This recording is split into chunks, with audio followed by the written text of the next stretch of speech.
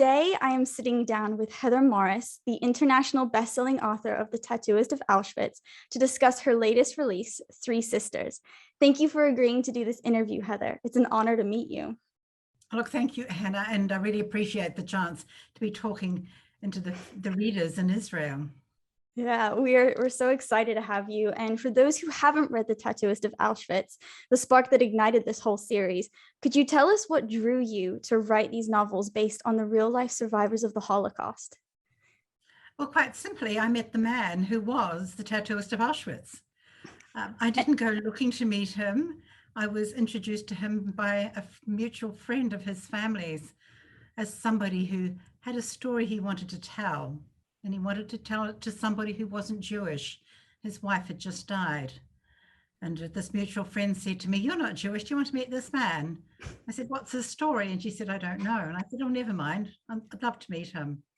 So that's how it started. I accepted a cup of coffee with a friend, and I accepted an invitation to meet an elderly man whose wife had just died.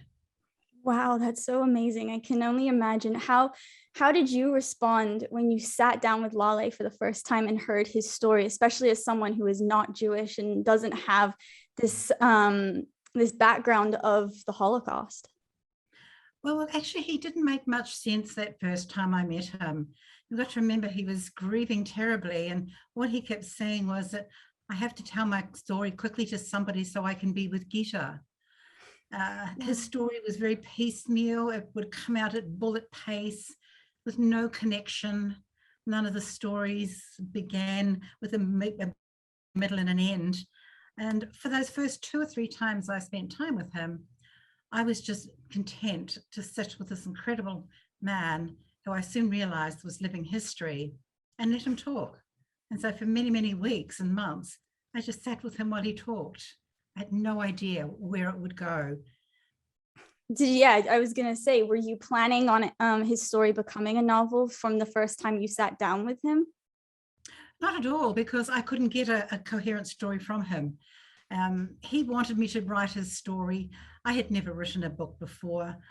I had been doing some studies, some weekend and online studies in writing screenplays. And it was always a bit of a standing joke with us whenever I went to see him, which was 2 or 3 times a week for nearly 3 years.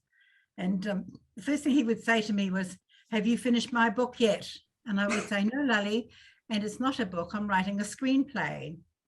And he just ignored that. He couldn't comprehend what I was talking about.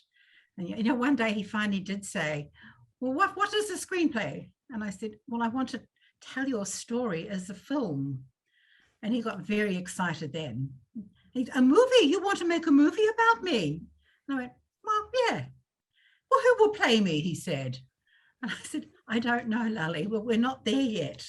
Let's just sit down." He said, "Brad Pitt, he's a good looking boy. I'm a good looking boy. You get me Brad Pitt." So how did it become a novel? Oh, look, I hung on to it as a screenplay for way too long. Or maybe I didn't, I don't know. Look, I never considered that I could write a book. I read books ferociously. Authors are on the highest sort of totem pole for me, and I wouldn't try and join their ranks. But I was visiting my brother and sister-in-law in San Diego in California and complaining about those people 100 miles down the road in Hollywood from where I was sitting, who wouldn't know a decent screenplay if it hit them over the head. When my sister-in-law just sort of leant over the table and said, "Oh, for goodness sake, write the thing as a novel and get on with it." It was a bit of a light bulb moment for me. And I kind of went, "Oh, do you think I could?" She said, "You don't know until you try." So I tried. And it really did succeed. I mean, you became an international bestseller. It seemed like overnight. I was hearing about your book from so many people, and I'd been staying away from Holocaust related books because for me, as coming from a Jewish family, it's always been a tough spot. I remember going to the Holocaust Museum in DC, and I couldn't do it. I hated every moment. I was like, nope, I can't get involved with this. But then I started working with Helping Hand Coalition, an organization that aids the survivors of the Holocaust living under the poverty line in Israel. And your books just inspired me to do this work with them. And I still remember the day that I met the survivors for the first time. We were at this event and we were standing outside waiting for the bus to arrive. And we had all their supplies that had been donated from the organization's partners. And they pulled up their sleeves showing me their tattoos, and we couldn't speak the same language. And I'm just like, it was so overwhelming and impactful. Yeah. And then their bus arrived, and they refused to let me even carry a pillow to their bus. And I had to watch them all carry these boxes, carry the Zimmers that they got. And I was like weeping. I'm like, it was just so impactful. And it reminded me of how strong and important their lives are and why we should be writing and reading these books based on their legacies. I think for the very reason you just mentioned, in terms of not being able to read the stories because you have grown up with it, you have it, the Holocaust, as your family history. And that was the reason why Lally wanted somebody who wasn't Jewish. And that's what he said to me on that first day. You have no baggage, because he believed there could not be a Jewish person alive that was not touched by the Holocaust. Yeah, it's true. It's so true. So when writing a novel based on real people, real events, how do you prepare for such a task? Given that I had spent many years writing it as a screenplay, and Lally was alive then, he'd read many drafts of it, and so I had a story, but written as a screenplay. There's actually been comments made to me many, many times that parts of the novel still read like a screenplay. I have a lot of dialogue in it and very short little clipped sentences, because I didn't know how to write when I started writing the novel. And all I was doing was adapting that screenplay, which had been worked on by producers and directors in an attempt to have it made as a film here in Australia. Of course, it didn't happen. But having this well-structured, outlined screenplay, it was a matter of sitting down and just reading from that screenplay and just changing the way of telling the story into a novel. I still didn't really know what I was doing, but I had to give it a go. Oh, it's beautiful. My mom actually just finished it and she was like, the way Heather describes everything, I'm like right there. And it is, as you read the book, it's like watching a movie. And I am curious then what the difference is with Three Sisters, because I noticed that there is a different writing style. It's not so, like, I guess you can say screenplay adapted. What your mum said in terms of how I was writing, they actually weren't my words, Hannah, they were Lally's. And that was the whole reason that story became relatable.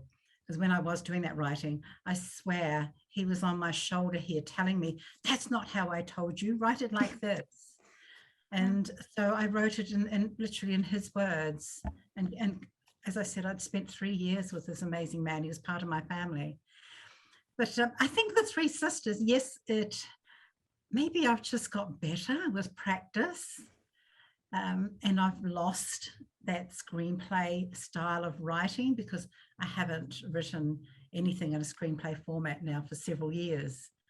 I don't know if that's a good or bad thing, but my publishers tell me I'm getting better.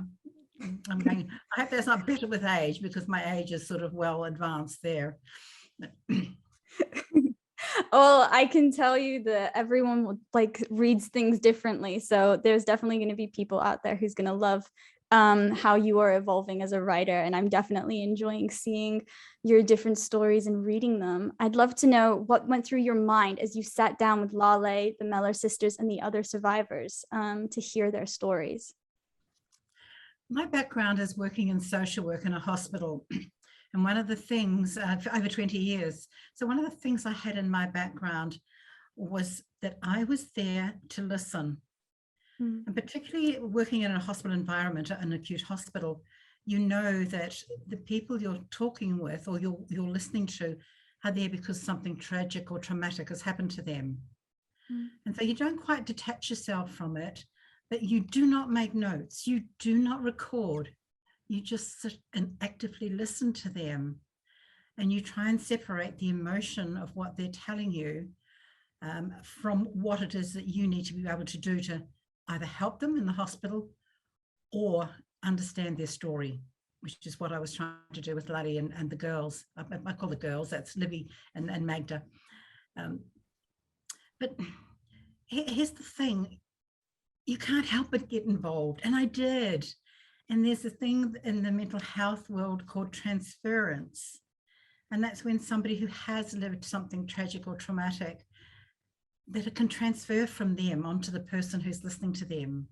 And that has happened to me every now and then. And I just have to slap myself around and remind me, and this is what comes down to the crux of your question, that what I'm hearing, the pain and the guilt and the trauma, it's not mine. I have no right to try and own any part of it. And so by separating that part of me out, I can still listen, be empathetic, but not take it on board.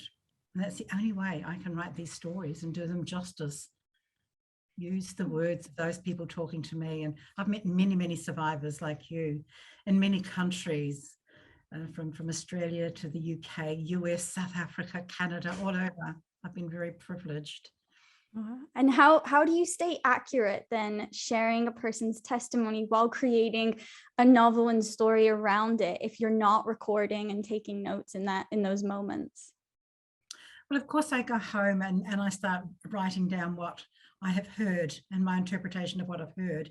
And at some later point, when it's convenient to then go back over and say, hey, did you really say this about this person? And get that clarification.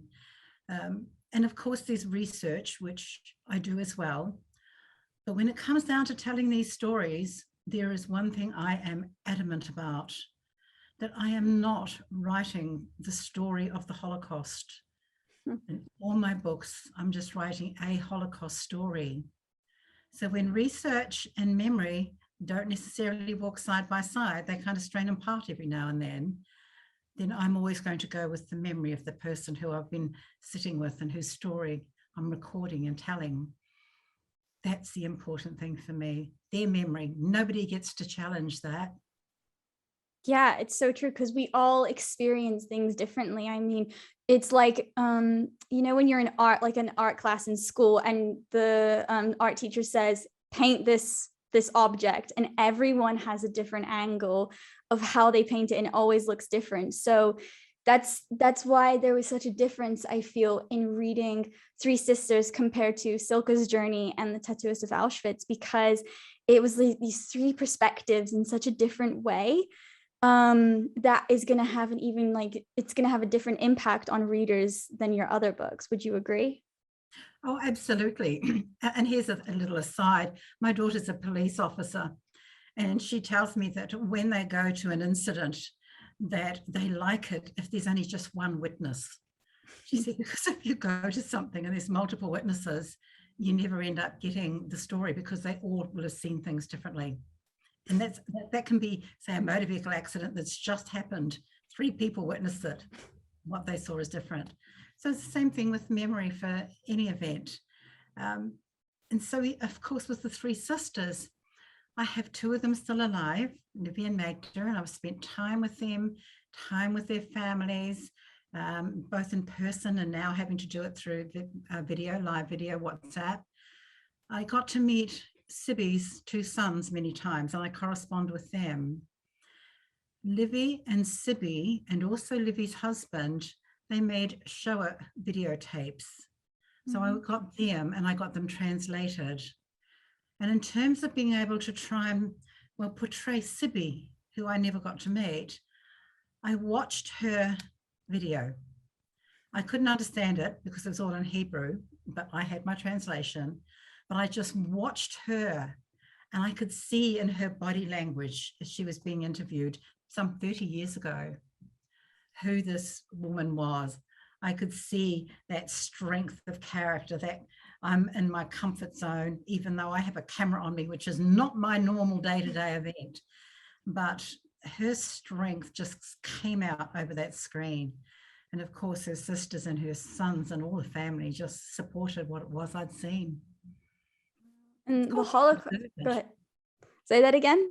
It's called being observant. Yeah, and you definitely need it when you're creating a real life person into a book. You want to get all their mannerisms and everything. Do you have any tips or advice for aspiring writers who want to write historical fiction or share their family's experiences during the war? The thing about writing it as a fiction as opposed to a memoir, so there's two things you've got to make a decision on. Am I going to tell this story in a factual, as seen, as witnessed, as experienced through the eyes of this one person, in which case you're writing a memoir and you don't get to have any extraneous events going on around them or any characters that you can put into the story. And I tried to write Lottie story like that, by the way, and it just didn't work for me. But by what they call writing it is in a fictionalized sense, you're taking what that person is telling you, so listen to it, record it if you must, whatever you do to be able to understand the story, and then use your own imagination to reimagine it.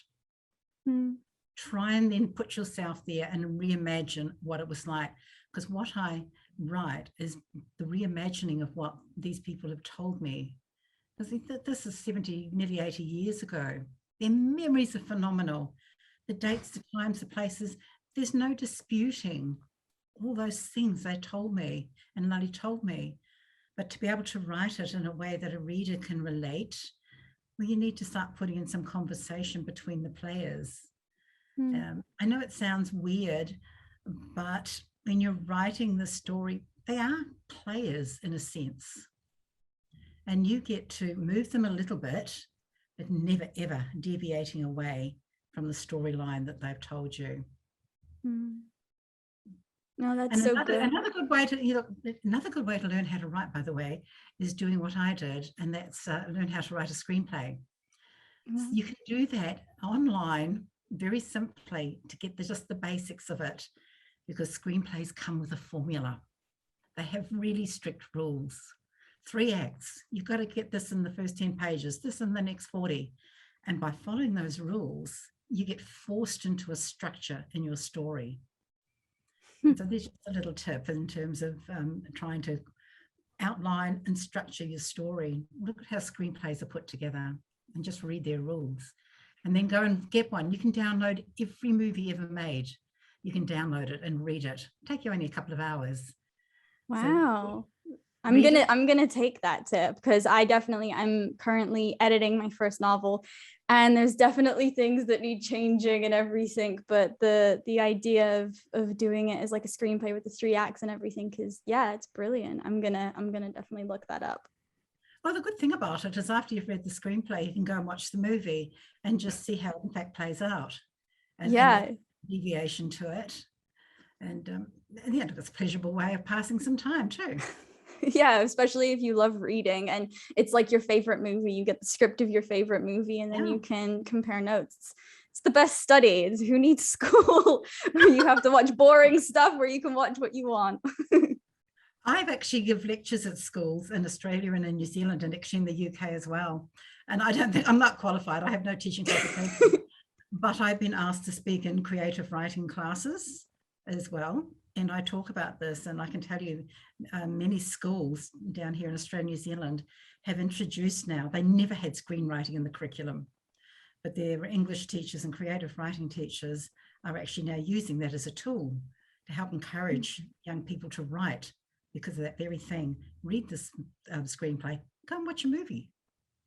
But also we're so visual now, so that it's like, it is the perfect way. I remember as I was going to school, the one class that always stuck out for me was history when I was in school in England.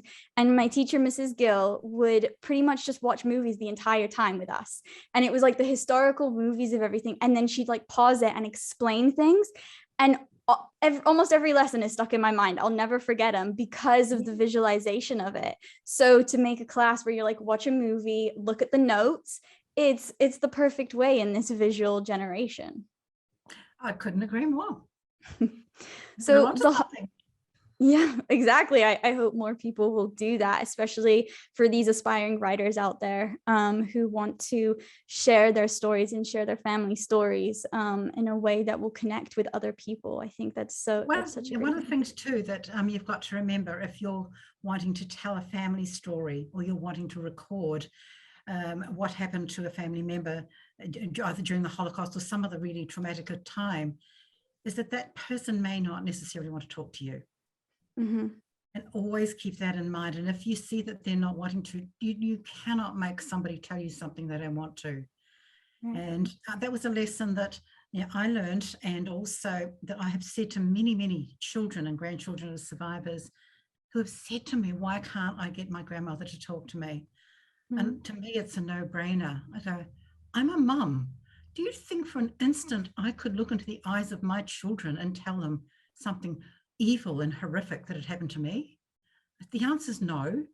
And so that's the same answer for your mother or your grandparent. So why Mhm. don't you do what Lully did and see if they'll talk to a stranger? And I can tell you many, many people around the world of Holocaust survivors' children's have done just that, found a stranger. But it's you write a scene about it, toward the end of the book when Livy is meeting her or about to, be married to her husband, and how guilty he was and he never wanted to speak about the Holocaust. And she's like, I cannot marry you unless we're going to talk about it. I need to talk about it. And Yeah. you definitely have two people. I mean, the Holocaust was one of the darkest historical events to happen in this century. And even in your books, you don't shy away from the harsh truth and suffering and torture of millions of people. So during this time, how have you found that the Holocaust have responded to speaking about this past trauma? Is it healing for them, or can it be more painful for them to revisit? Well, there's a bit of a gender divide. Females are more open to talking. Well, Mm-hmm. not all of them, but more so than men are. Now, Lully was the exception here. And Livy's husband was another classic case of not wanting to talk about it. But, she beat him up and made him. Now, part of it also was that he hadn't experienced the same level of evil that she did. Mm-hmm. So she had, and this is what she and Magda, and what I've heard from Sibby too, one of the things they had with their husbands was that they had not suffered, or they felt they had not suffered the same way that their wives had, and so they had no right to talk about it. And so Livy literally did have to say, well, it's if it doesn't happen, then we don't go any further. And here's the thing, they're two children who I'm very, very dear to. One of them keeps hoping I'm going to turn up there in 3 days' time at one of Livy's granddaughter's weddings. They say to me that they told them about their time during the Holocaust all their lives, just at age-appropriate times. Mm-hmm. And so they got a little bit over the years, which when it was all then written down by me and given to them as a manuscript to read before it went to the printers, really a gut punch for them now reading it in one concentrated document. Yeah, instead of in parts where they can easily digest it, it's like in this. I mean, I even about maybe every chapter I had to just pause and just take a break. And I remember I was trying to finish before this interview, and my mom came over and I'm on the phone to a friend. She's like, I thought you're reading. And I'm like, I had to take a break. It's just so intense. There's so much in it that it was just like, I mean, what mindset do you have to go in to read and or listen and then write these horrific scenes? I go numb when I'm writing. Mm. So they become just words on the page to me. But here's the crazy thing about that. I can do that and be detached while I'm writing. But of course, after you've been writing for several hours or even a day or two, you think, oh, I better just go back and check what I've written to just have a look at it for grammar or whatever, or context. And then when I go back and read it, I can become a total basket case. I become a mess. Mm. And that's just reading my own words. So I struggle with it once I've written it, but not so much when I'm writing it. I It's a can totally self-preservation understand thing. that. Mm. I can understand that, because like when you're writing, you just get into this zone of getting the words out, but then it's when you're reading it, you're just like, oh wow, okay, now it's like you're absorbing it yourself. What would you say then to those who continue to deny that the Holocaust ever happened? I have people come to talks I'm giving in the United States more than anywhere. And they'll listen to me for 10 or 15 minutes, and then they'll stand up and start ranting. And I'll give them about a minute to have their little say. And then I do something which never ever worked on my children, but it seems to work on them. I just hold my finger up like that, and they shut up. And then I say, is there anything that I can say to you to make you change your mind? And they always go, no, and carry on. And then I go, and there's nothing you can say to me to make me change mine. So sit down or get out.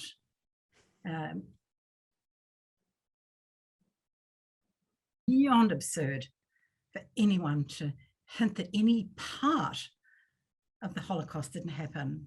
And I stand up and defend it and get quite sort of on a bit of a campaign occasionally about it when it comes up. But it doesn't happen often, but I know that there is an increase in deniers, and hey, every chance I get, I'm going to take them on. There's even an increase in people not even knowing about the Holocaust. I mean, they're barely teaching it in schools, and you've got a generation rising up who are like, what's the Holocaust? What is this? So it's this, that's why your books are so impactful as well, is because here they are at the top of the charts. So people are going to read them and be like, wow, this actually happened. And they get a whole like history lesson within your books. Well, starting next year, when schools here in Australia go back, the Tattooist of Auschwitz is on the school curriculum. It will become required reading for children or young adults in that sort of, actually they're going from 13 to 16, that's what those years. Wow. So we've done a special edition called a YA edition for them. Nothing much has changed in it. We've just put some extra content in there at the front. When reading this, think about this. Here's some things to consider. So there, I'm really, really proud of the fact that in Australia and New Zealand, that there is efforts being made so that they do not forget, never forget. And I can only hope that other countries will do the same. I'm trying to persuade my US publishers to do the same thing. Britain do it. It's on many, many school curriculums in the UK. So I'll try to do my bit, okay? No, you're doing your bit so much. I mean, all I can say is just thank you for getting the word out there and for sharing these survivor stories, because it's so important. I mean, as I was reading Three Sisters, there was a part of me that felt guilty for reading it in the comfort of my home. Yet at the same time, I was like so deeply grateful for the sisters and other survivors who came to Israel and essentially paved the road for us to dwell in the promised land as we see it today. What was it like for you to come to Israel, meet the sisters, and learn about the lives they created after the war? I didn't know I was coming to Israel until less than 48 hours before I did. I hadn't heard of them. They'd contacted me. I was in South Africa on a book tour. I spoke to Livy. I heard enough in her voice of her asking to meet me. She just wanted to tell me about Lali and Gita. And it was just that had me ring my publishers in London and say, I need to go to Israel. And they said, okay, well, you're meant to be going home to Australia day after tomorrow. We'll reroute you and you'll go to Tel Aviv instead. And I did. I remember sort of saying to my publisher, I couldn't go. And when she asked me, well, why not? What's the problem? I said, because I've run out of clean to do my washing when I got back home. She told me to go shopping. But, it's the way to do it if you're traveling. Yeah. Was this your first time in Israel? Yes, it was. And so arriving in Tel Aviv at 6 o'clock in the morning and not having any idea where I was or where I was going was pretty daunting. But I just headed straight for Libby's home. And as I walked up the path to her apartment, she was leaning over the balcony, waving and calling out to me. And I walked up and into her apartment and literally into her arms and into her family's arms. And at that moment, I knew I needed to get to know these people. the most incredible experience of my life is all the families, there's 4 generations there, all gathered to meet me over the next 7 days that I was there. And I was still just there to talk about Lali and Gita and to hear their story. And I was about to leave, and I've been there a few days, and they said to me, "Have you been to Jerusalem?" And I said, "No." And they said, "Well, why don't you go?" And I went, "Oh, okay, next time I come." And they said, "Well, why can't you go tomorrow?" Now, in Australia, this country stretches and encompasses about 20 European countries. It's massive, you know that. Yeah. And so when they said to me, "Well, what do you mean?" Because I said, "It's too far away." They said, "What do you mean it's too far away? It's 40 minutes down the road." Well, I can't get to the shops in 40 minutes from where I used to live. And so I did. And so that when I went to Jerusalem and spent the day there, mostly at Yad Vashem, I got back the next day, and all the families had got together and had a big powwow and party the night before. And they said, "We want you, would you tell the story?" Because I'd said to them, "Find somebody here in Israel to record your story and tell your story." But no, they kind of ganged up on me. They wanted you to do it. And it was like, what was your response to that when they asked you to write it? I was still trying to wrap up Silke's story, and I had a contract, a publishing contract to write another book, which came out last year, Stories of Hope. But it was an absolute, I'm going to make this work if I can make it work. And I was lucky enough to be able to get back to Israel in January last year, just before COVID shut the world down. So I was back there, and as I say, the thing to remember about the survival of these sisters is that in 4 days' time, 4 generations will gather at a kibbutz down near Kafar Ahim, I can't say it properly, while one of Livy's granddaughters gets married. That is their victory. It is, especially when you had the Nazis who just wanted to exterminate them all, and it was just this big like aha, like in your face kind of moment where they've come to Israel and they've created this I love what I think one of their sons said, that they've created this tribe in Israel, and I absolutely love that, because it's so true. I mean, the whole family was going to be exterminated, and here they are just creating more people in their family. It's beautiful, and it's inspiring. Absolutely. And look, I'm sure that they are just one of many time in the creation of Israel, who also contribute to now Israel as a state with generations of people born from suffering. I completely agree. And how has meeting the survivors and writing these novels impacted your life? Is there a memory or moment that sticks out to you the most?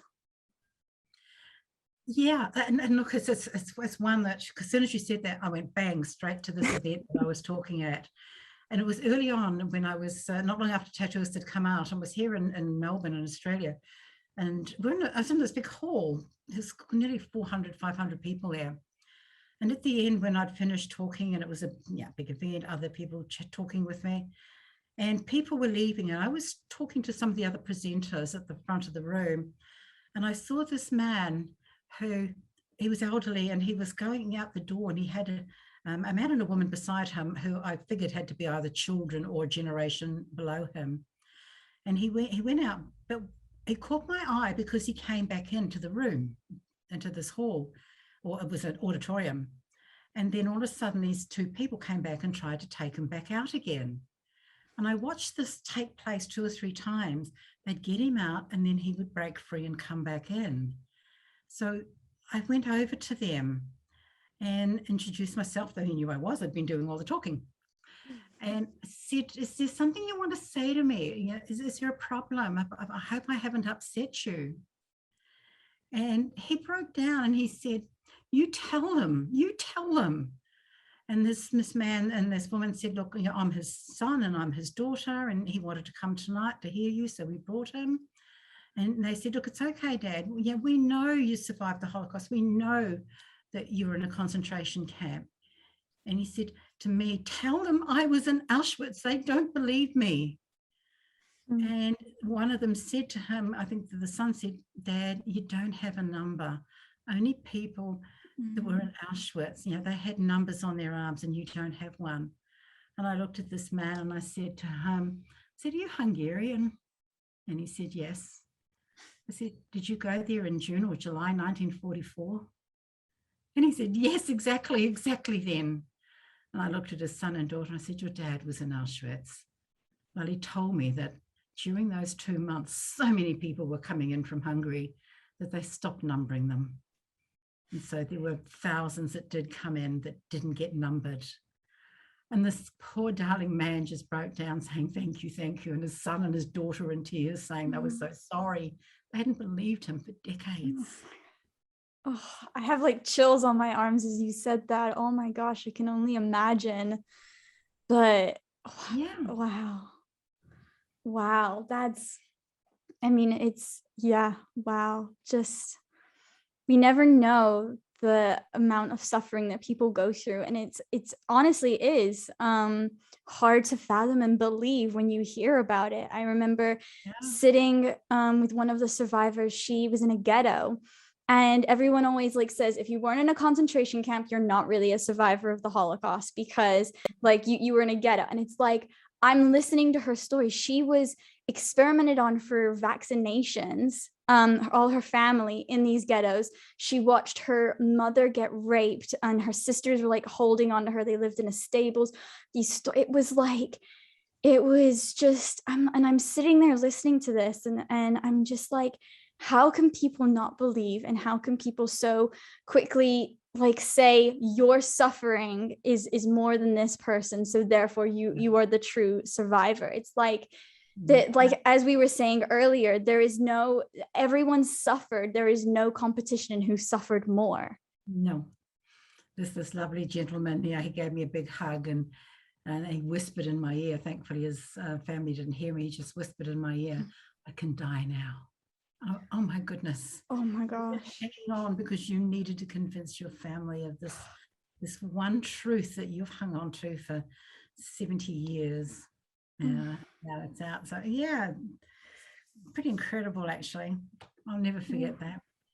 I'm not surprised. That is such an impactful thing. And that last thing that he said, oh my gosh, I can just imagine. I mean, as numbers of the survivors continue to decrease, there are about 175,000 survivors remaining in Israel and 400,000 living worldwide.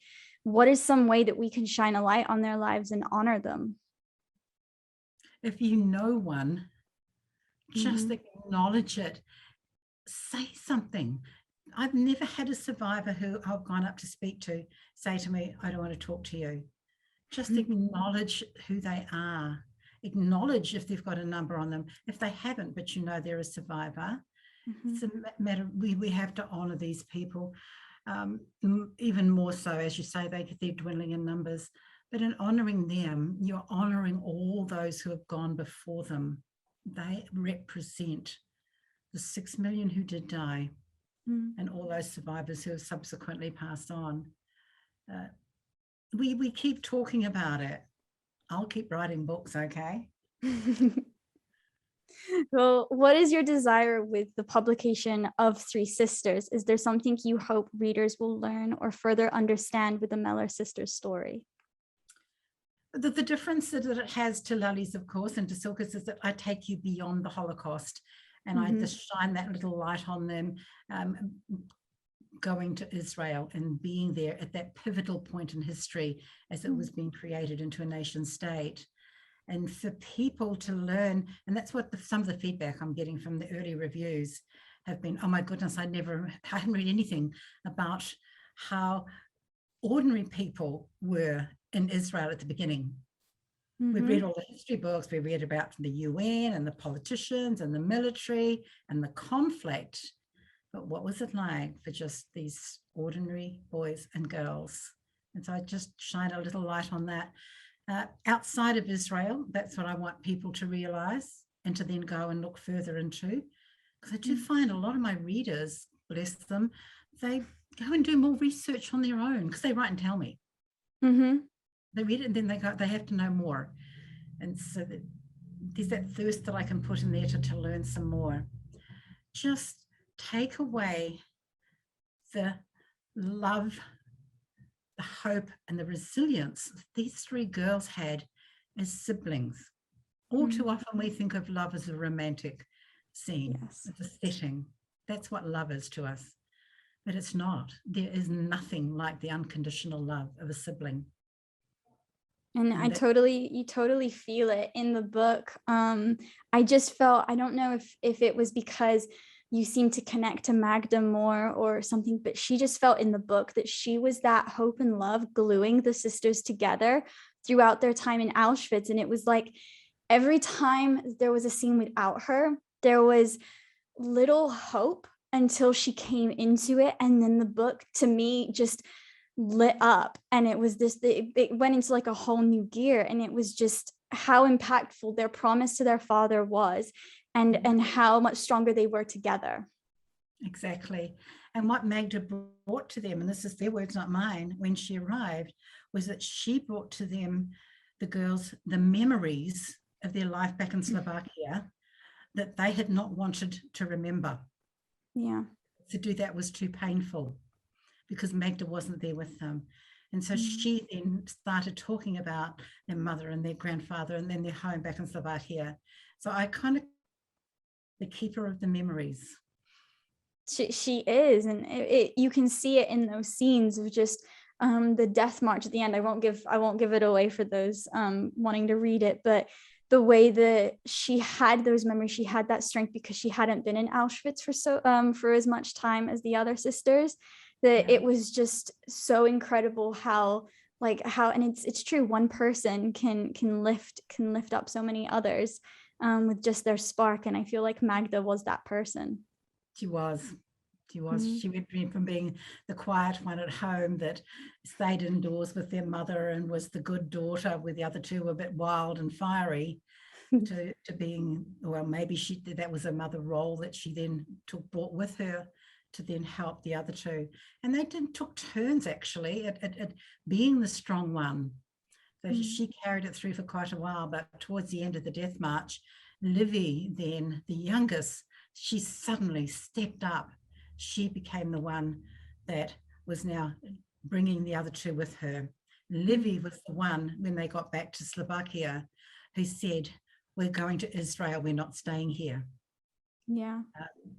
So she, from being the baby and the one needing all the support, she became the driving force.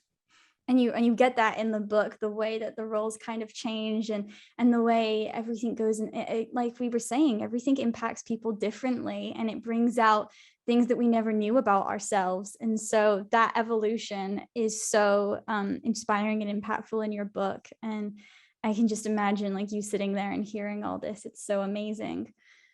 Yeah, it was. And aren't I the lucky one?